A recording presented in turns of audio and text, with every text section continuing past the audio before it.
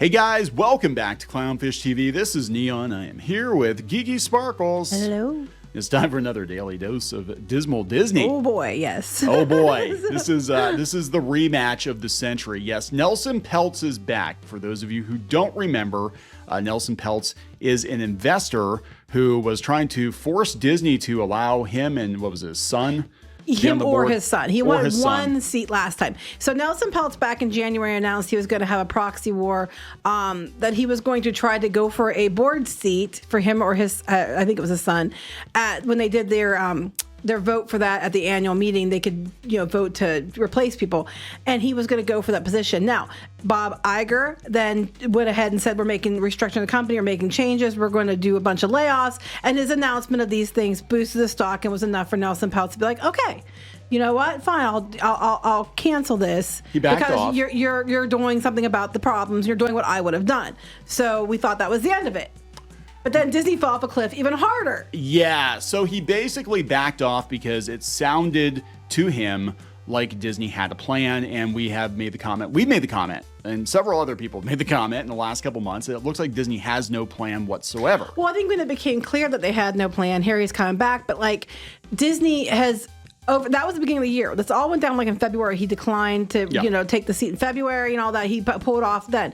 So since then, Disney did all this restructuring and laid off people, and their stock went up a little bit. But we had all the box office failures. Disney Plus is losing millions of subscribers, and they're not doing well. We had the Charter Spectrum thing go up. We have the whole thing with Hulu where they have to buy Hulu or Comcast out for their share of Hulu, and that got moved up. We have they're announcing, but normally things that they would boost stock, like, hey, we're going to spend double the money on theme parks, actually tank the stock.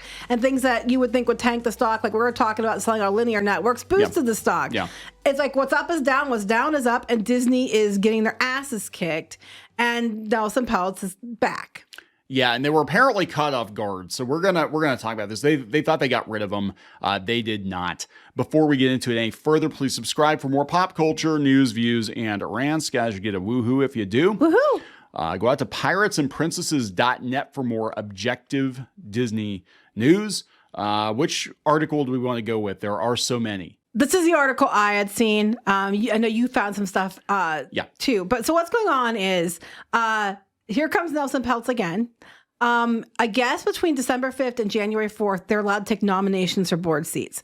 So his Trian Fund Management, they want to not only have a seat for him on the board, they want multiple seats on the board, which last time it was just one seat. However, last time he had 9 million shares. Now he's got 30 million shares. He's tripled the amount of stock he has bought. Oh my God. Before heading into this, because when the stock dropped, I think they've been buying it up, and now here he comes back. Yeah, it's so weird because I remember Disney defenders being like, it's fine. He backed off. He knows that Disney knows what's what and they know what's up. But then he probably saw that expose article talking about how the Disney clown car, the clown show was going on. Nobody was in charge of the company. And, but everything keeps dropping all year. Since February, everything has been in decline at Disney, bad. It got a little bump when they did all the layoffs, but then everything, the movies, the theme parks, everything is just not doing well. Poor choices have been made the whole way around. Well, yeah, that's just it. And they don't have much in the pipeline that's coming out except for Snow White, which has been nothing but bad headlines. To cancel that one for whatever reason. Star Wars has fallen off a cliff. Ahsoka, regardless of what people think of it, I've heard some people love it, some people hate it, whatever. Regardless of what you think of Ahsoka, Disney Star Wars is damaged. It's not selling merchandise. No. They've made too many poor decisions. Yeah. And then when they won fan goodwill back, they torched it again. Yeah, Marvel's in the same position right now. We don't know what's going on with the movies. They're pushed back indefinitely, and there's a lot of controversy around that. And it's just what the hell? There is nothing in the pipeline that's going to pull Disney out of this situation anytime soon. No. And like I said, even things that would normally, they announce big giant deals for the theme parks. That would normally bump their stock up. It isn't. However, the stock's up right now, I think, because people found out about Nelson Peltz coming back, and now the stock's going up again. But things that normally they would do to raise stock are not working, and things that they have announced that they would normally do to, people would be, applauding. They're just like, oh shit. Yeah, it's interesting, to go back to the first battle with Peltz. And Peltz is a friend Ike Perlmutter. Which they turned around and got rid of after he declined to continue the proxy war. Right. Yes. So, this is kind of like Perlmutter's revenge here. But going back to the original battle, they said specifically one of the biggest mistakes Disney made was buying Fox. Yes, so they've got which we've all been saying. No return whatsoever. I mean, what they do, they bought Fox and immediately shut down production of most of the movies. They shuttered their animation studios. They ruined the ones, they used the IP, but they turned around and put out subpar shows and movies and people hate them. Like Ice Age, yeah. I was thinking like, the Home Alone. Oh, the Home Alone. Oh my God, I forgot that even existed. And they've been trying to leverage the IP and like everything else, they buy it, but they don't know how to be good custodians of it. Like everything else, everything Disney touches turns to shit. Anymore, it's the Iger touch. The Iger. Well, he even said, he said after coming back, this is in July. After coming back, I realized the company is facing a lot of challenges. Some of them self-inflicted. Most of them self-inflicted. Most of them, Bob Iger, were your decisions. And I mean, because you kept doing them and buying and spending and all this crap and making bad choices back when the company was doing well, it's, crap rolls downhill. And I think the pandemic sped it up, but I think it was going to happen either way. So this, I saw this one on Yahoo Finance. Apparently, Disney was caught off guard. They said they're caught by surprise by the return of activist investor Nelson Peltz, says the source. I'm not. This doesn't surprise me one bit. He basically waited till the end of the fiscal year. And he's like, okay, what did you do? It didn't get better. It didn't get better. So we got to act to save this company because there's nothing going on next year that's going to pull this company out of a tailspin. So Disney, I love this. Disney's management team may have something in common with Snow White, Star Sleepy. They were caught by surprise. A person familiar with the matter told Yahoo Finance. Source familiar with Disney's... I thought they were because they're all tall. Yeah, right. None of them are dwarves or something like that. Oh my God. A source familiar with Disney's thinking refuted the notion. But look, this is bad. We're talking 9-year low? No, it went up. After like the Nelson Peltz thing got mentioned, look, see, it was going up. Finally, an adult has entered the room. Nelson Peltz is the best choice either. I don't think so either. And I don't think having multiple board seats is okay either. I think they try to have people from different companies. They don't want the same company owning several seats. But you know what I mean. Well, yeah, again, what kept him at bay, and this is like Squid King even said, this is like the second phase of a Final Fantasy boss. Mm-hmm. Like you think you defeated him and he's coming back more powerful than ever, and now with more artwork. And more naked women for some reason. But Peltz said in a TV interview that Disney plans to do everything we wanted them to do. We will be watching, always watching. And that's it. They're probably like, okay, we'll give you till the end of the fiscal year, Bob. Show us a plan. Show us that you have a plan.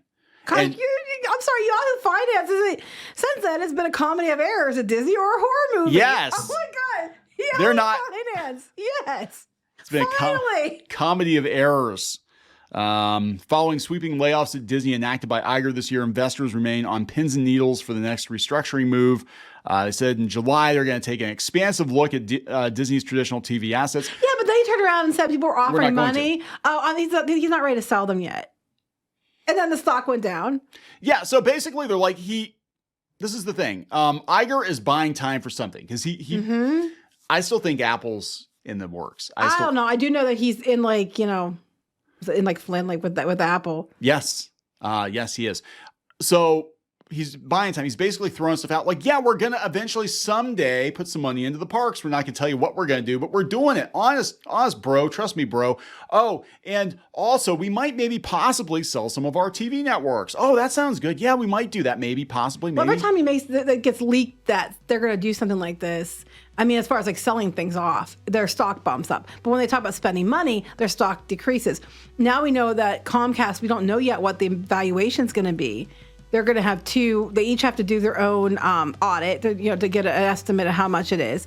And then they'll be, if they're too far apart, they'll have a third one. And the third one will be the one that kind of meets in the middle. They'll meet in the middle. Yeah, it'll be the one whatever meets in the middle. They'll go take the two closest and then meet in the middle. It's like buying a house. Kind of, yeah. You take the appraisals. Yeah. And that's what they're going to be doing. And yeah, so we'll see how that goes because it's not going to be lower than $9 billion.